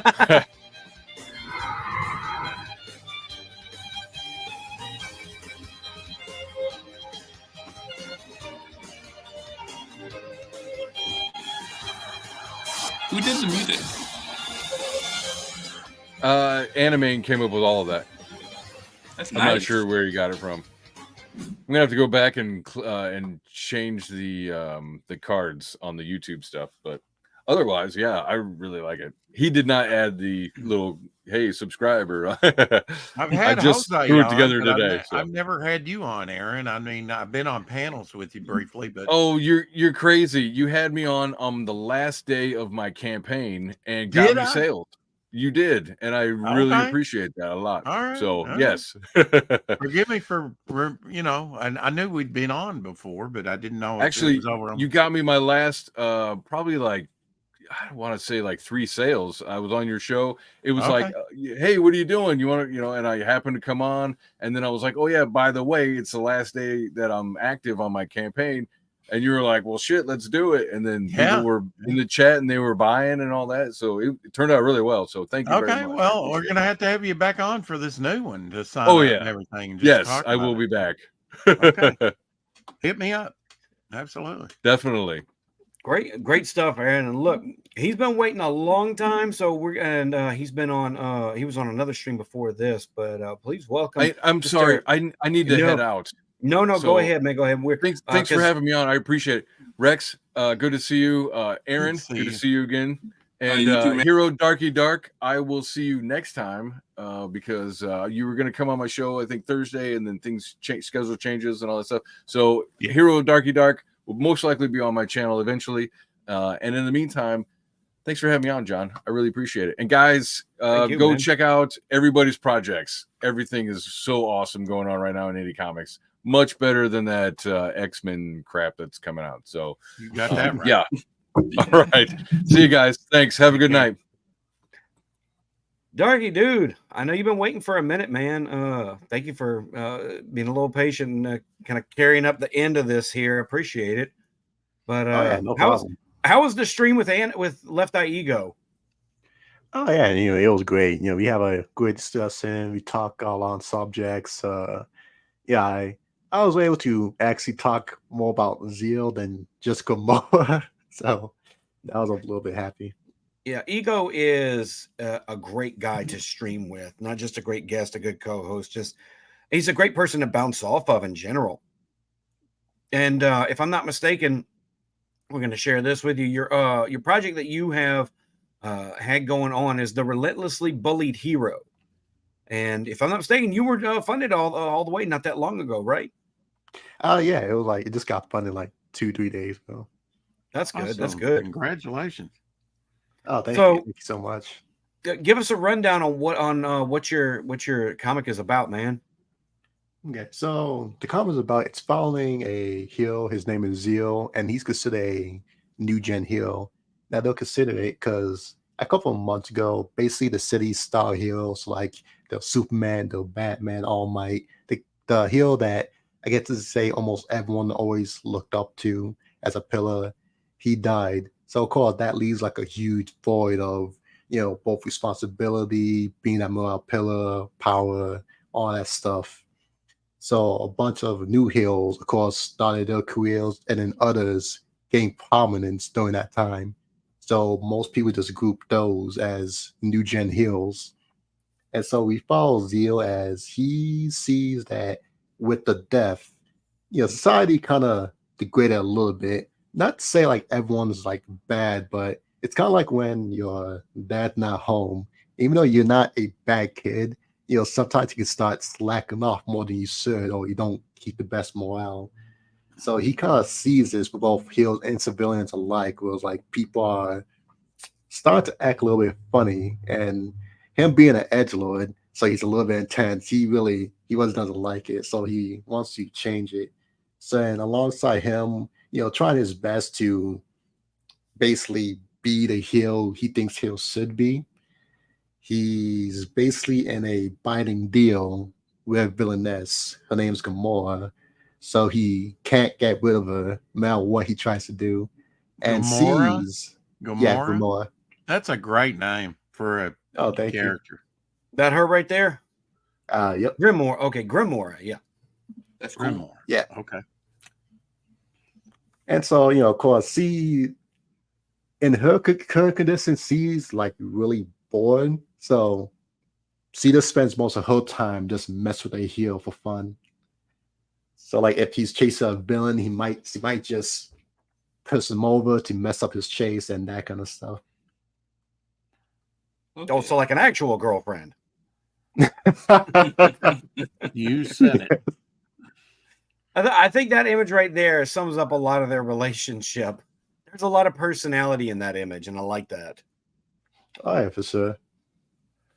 It's really fun dynamic because like it both works in story and both has like a little bit of a marketing thing. Because I was putting a whole story together. I was kind of just going like, okay, how am I gonna people interested in a story about edgelord?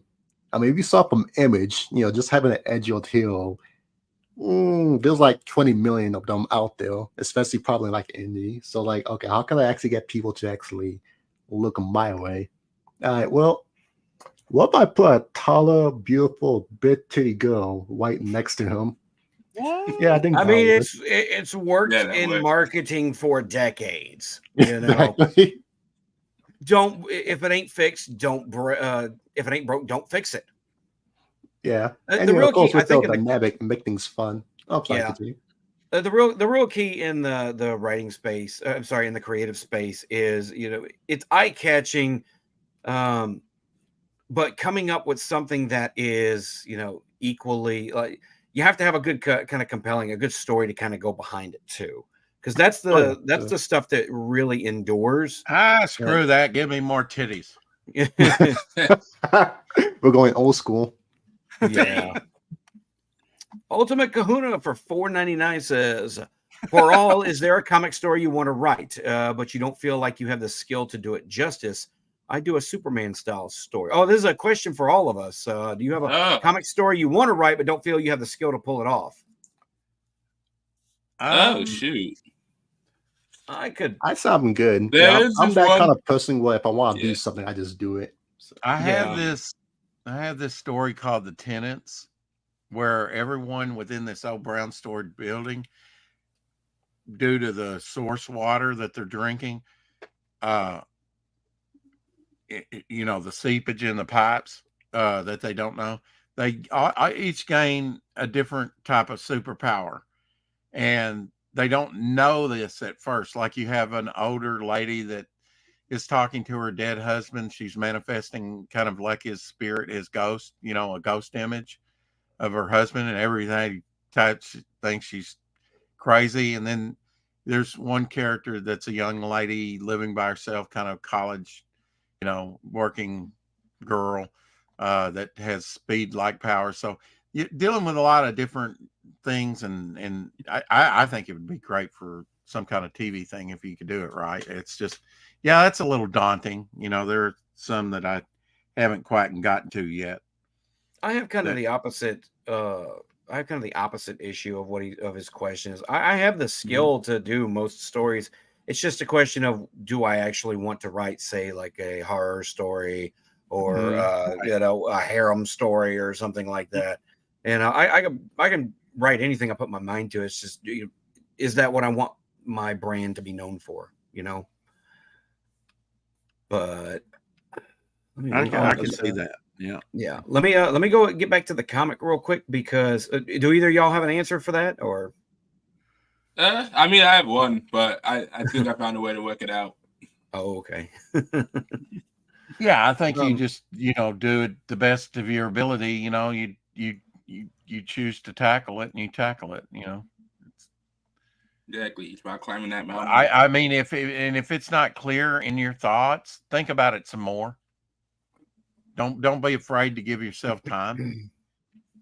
I'm one of those that I'll have 3 or 4 different projects going at the same time, but I'll be thinking about all of them simultaneously. I can't split my focus like that. I gotta write one thing at a time. It's just how my brain works. Darky, this has man, you got a lot of preview pages up here. How long is this book supposed to be? It's 52 pages, then there are going to be 8 bonus pages. Nice. Mostly because in order to get a certain kind of cover, you need to have at least 60 pages. So I'm like, all right, let me just start in like 8 bonus that won't be technically a part of the main story, but just bonus part for the fans. The manga style is really nice. I really dig it because I mean, there's a reason why manga sells so much, and a part of that is the really good anime style art. Yeah, honestly, this looks like a convenient Shonen Jump. Yeah, it really does look like it could be the relentlessly bullied hero. And this is one of the variant covers. Yeah, that's basically like the main cover. It's like cover A, like the most basic one that will be going to mass produce. Cover C. Okay. I like it, That's man. This is good fun stuff. And I think a lot of people, kind of miss, really just kind of solid fun, shonen style stuff like this. Because you used to get that in mainstream comics. You don't get that anymore, but you do get it from manga. All right, for sure. I remember when I was talking about this book on Twitter, someone mentioned, they heard like some of the synopsis about, that society degraded a bit. And someone was asking, oh yeah, don't you think that deconstruction of heroes is a little bit overplayed? And I had to correct and go like, oh no, this isn't deconstruction. Like, I'm not trying to do like the boys injustice stuff with like, oh yeah, the heroes are actually like horrible people. Yeah, I'm so tired of that too. It's so overblown. It's so oversaturated, that particular genre. And the only one that I've really given a pass to is Omni-Man and Invincible, but he's a complete character and has a whole story and a redemption arc, most importantly. True. But the boys is just tiresome. I just don't like it. Just flat out. Yeah. And I mean, it's been around for 40 years, over 40 years at this point, deconstruction of characters. In the 80s, it was fresh. It's past its expiration date. So am I, guys. I gotta go. I'm gonna be no, thank you, Rex, for dropping in. Yeah, I'm gonna be calling the stream here very shortly too, but wanted to make sure we got to as much of Darky as possible. Absolutely. Yeah. This is a lot to look at. This is a lot to take in, man. You've got a lot on display. And I dig that. I like those pants. That's cute. It's kind of cute. Zippers. Yeah. Nice. Yeah. This is I'll just explain to people that it's like, don't try to come in like, so there's gonna be like some, jerk up heroes, corruption and stuff. But if anything, I'll say it's more of trying to be more of a reconstruction of hero as people search to find out what it is to be moral, why are they heroes, what does hero mean, and why do they do for society and all that kind of stuff. So it's more of a uplifting tale shown through an underdog story. That's nice, man. And do you feel like you've got that accomplished in this story, or are you going to be continuing that forward in future issues? Oh yeah, no, we're definitely gonna be continuing. I always like to keep things a little bit fast and loose. So it's like depending on how the book is received will determine how long it'll go for. Because I have plans for either way, but from how people been reacting to it and the fact that how well this went for like my first ever with as small artist I started with as many mistakes and missteps I took to still be able to do this well, it's like, oh yeah, I definitely feel like I have a banger on hand here. I think so too. I like the look of it. The colors are nice pop, and I'm not averse to reading a manga, even though I grew up reading comic books. Manga's got its appeal. I'm gonna go ahead and play the trailer real quick, and we're gonna go ahead and wrap things up. But I want to go ahead and get this played. I'm not gonna copyright struck, am I? Oh no, it's all of it's mostly, well, except for like maybe some of the music, but it's not even like popular music. It's for free music. So. Okay. We'll give it a look here real quick. As pillars of society, heroism must stand proud, no matter what. Through injury, madness, nihilism, and even death, a hero shall step up and lay their body on the line like those before them. We may fail, but we will never stand down, for it is through our valor and will that society will be purified for a better tomorrow. Oh God, I couldn't hold it in. What is this, Zeal? Your first draft? It's worded so weirdly. And haven't you ever heard of a word limit? Gotta make it snappy and interesting. Let me show you how it's done. Greetings, peasants. The great villainess, cursed sorcerer Grimora is speaking. Welcome to the show of my creation, featuring Zeal, the hero of our story. Say hi, Zeal. Fantastic. He's a very odd new gen hero I came across and claims he can return heroism to its once prestigious state compared to its current degenerating from. Hard-pressed to believe from his general lack of abilities, but hey, he has spirit. Who doesn't want to see an underdog story? And if he fails, it'll be hella funny to witness. Coming this... Zeal, when is this campaign starting again? Late January. It's starting late January 2024. And of course it wasn't finished. You just jumped me and stole my journal, you freaking sociopath. We've got it all. Violence, explosions, my sexy self. So go, give me your money. You vile woman. You think this is funny? There's no games here, witch. This town's diseased. Rottenness steeped into the soul, and my crusades are chipping away piece by piece. I swear, by my flesh and bone, I shall... Enough of that. The gag goes back on. Wait. This is my story, isn't it? Why am I playing second fiddle here? There'll be plenty of cool stuff, so go spend your money on relentlessly bullied hero. #1. Any parting words, Zeal? Really? Well, I stole my hero's mission statement too. Psych. That was a great trailer, man. Oh, that was amazing. That was great. That brought me back to the 90s shonen days.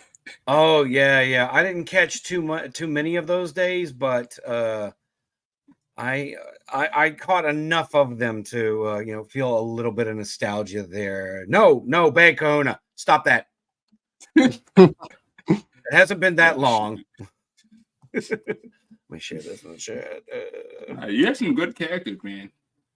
Oh, thank you. Yeah, when of course, while I was working on the trailer, I was just thinking to myself, yeah, how can I make this stand out? Because I could go with the trial 2 method of just music, soul panels, but now I'm just like, I got 2 very colorful characters, one who's a complete edgelord and another taller teasing lady. Why not just use that as part of the marketing, as that'll probably always draw more attention than just sewing out the panels, so that people can be more attached to the characters and the dynamic than anything else.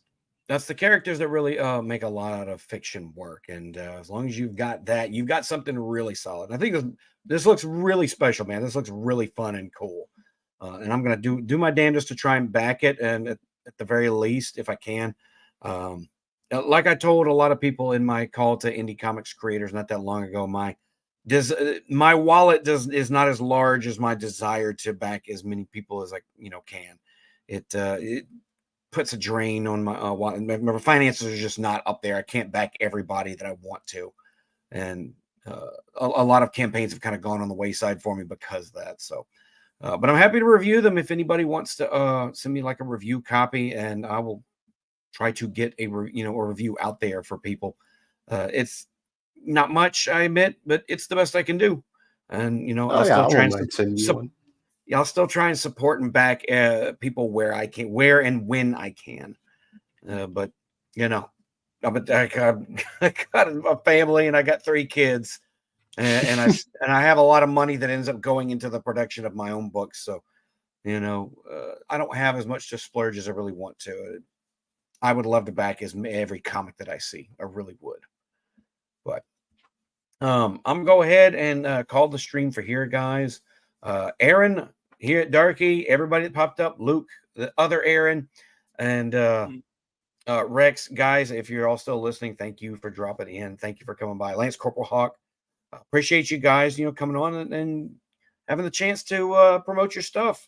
That's what the Signal Boost is here for. It's what I want everybody to have, is a chance to be able to put their work in front of a few more eyes. Aaron, thanks for having us on. Yeah, Aaron Jordan, Darky, guys, loved having you here. Hopefully this won't be the last time. Definitely not, man. Definitely not.